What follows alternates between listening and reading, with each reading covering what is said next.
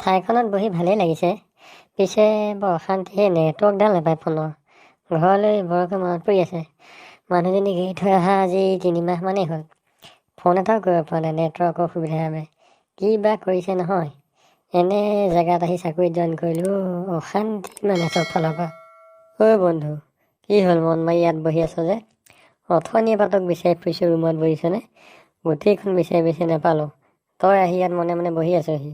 Tension দি দিছ দেই তই মোক। কি কবি আৰু বুজিছ, আজি 3 মাহেই হ'ল ঘৰৰ পৰা অহা। একদম মনত পৰি আছে। সিদিনাখন মানুহজনীৰ পৰা চিঠি এখন পালোঁ 4 দিনমানেই হ'ল। যিখন চিঠি লিখি দি পঠিয়াইছে নহয়, পঢ়ি মোৰ মাথাটো আৰুহে বেছি গৰম হ'ল। তাৰমানে কি ক'ম আৰু তোক।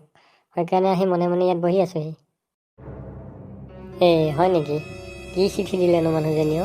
তোৰ যে একেবাৰে চিন্তাই হৈ গ'ল চিঠি পঢ়ি মনে মনে এনেকৈ বহি আছ। মোকো এবাৰ কচোন বাৰু কি লিখা আছে চিঠিখনত। বাদ দে, লাজেই লাগিছে চিঠিখনৰ কথা ক'বলৈ। সেইবাবে মানুহে অলপ শিক্ষিত ছোৱালী বিয়া পাতিব লাগে বুজিছ। মোৰ নিচিনা অশিক্ষিত ছোৱালী বিয়া পাতিলে এনেকুৱা অৱস্থা হ'বই। যিখন চিঠি লিখি দিছে নহয়, তোৰ দাড়ি কমা ক'ত ব্যৱহাৰ কৰিব লাগে একো জ্ঞানেই নাই মানে। চিঠিৰ ভাৱেই বেলেগ হৈ গ'লগৈ। নে সেইটো ভাৱতে লিখিছে, মোৰ সন্দেহেই লাগিছে অলপ বুজিছ। তাৰমানে কি ক'ম আৰু তোক। একো নাই, তইতো মোক ক'ব পাৰ। মইতো তোৰ ভাল বন্ধু। কাকো নক'ম বাৰু কচোন। কি দিছেনো চিঠিখনত তোক? ক'বলৈতো লাজেই লাগিছে বুজিছ, কিন্তু তোক মই বিশ্বাস কৰোঁ, সেইবাবে কওঁ আৰু দে। তই কিন্তু কাকো নক'বি দেই কথাটো। ঠিক আছে, কচোন বাৰু, কাকো নকওঁ মই। শুন তেতিয়াহ'লে তাই কেনেধৰণে লিখিছে। তাই চিঠিখন এনেধৰণে লিখিছে। মৰমৰ প্ৰিয়তম, প্ৰথমতে তোমাৰ চৰণত প্ৰণাম জনালোঁ। দাড়ি, তুমি এতিয়াও চিঠি লিখি খবৰ নল'লা মোৰ বান্ধৱীজনীৰ। দাড়ি, চাকৰি এটা হ'ল আমাৰ গাইজনীৰ। দাড়ি, দমৰা পোৱালি এটা জন্ম হ'ল আমাৰ ককাৰ। মদ খোৱাৰ অভ্যাসটো কমিছে অলপ মোৰ।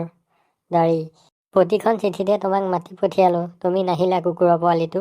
দাড়ি, শিয়ালে খাই পেলালে 2 মাহৰ ৰেচন। দাড়ি, ছুটীত ঘৰলৈ আহিলে লৈ আহিবা এজনী ধুনীয়া মহিলা। দাড়ি, এতিয়া মোৰ বান্ধৱী হৈছে। দাড়ি, এতিয়া টিভিত গান গাই আছে ছাগলীজনী। দাড়ি, বিক্ৰী কৰিলোঁ তোমাৰ মা। দাড়ি, তোমাক বহুত মনত পেলাই আছে ওচৰৰ মহিলা এগৰাকীয়ে। দাড়ি, মোক বহুত অশান্তি কৰি থাকে। দাড়ি, এনেদৰে লিখি তাই চিঠিখন শেষ কৰিলে। তই বাৰু কচোন, এতিয়া চিঠিৰ ভাৱটো মই কি বুজিম? তাই বাৰু সঁচাকৈ দাড়ি দিয়াত ভুল কৰিলে নে চিঠিৰ ভাৱটো এনেকুৱা আছিলে? এইটো কথালৈ মানে মোৰ এনেকুৱা টেনশ্যন হৈছে, ৰুমৰ পৰা ওলাই আহি পাৰ্কখনত মনে মনে বহি আছোঁহি।